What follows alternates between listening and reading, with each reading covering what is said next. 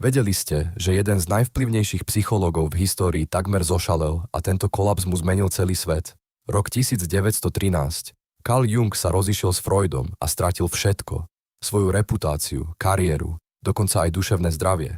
Začal vidieť vízie, počúvať hlasy a rozprávať sa s postavami vo svojej hlave. Namiesto toho, aby utiekol pred týmito temnotami, Jung urobil niečo revolučné. Začal si všetko zapisovať do tajného červeného denníka.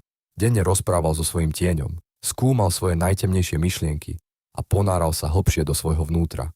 Toto obdobie nazval konfrontáciou s nevedomím. Počas týchto rokov vyvinul koncepty, ktoré dodnes používame.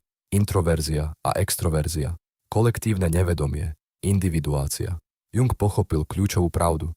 Aby sme sa stali celými, musíme integrovať svoju temnotu. Nemôžeme ignorovať svoje tienisté stránky. Musíme sa s nimi stretnúť tvárou v tvár.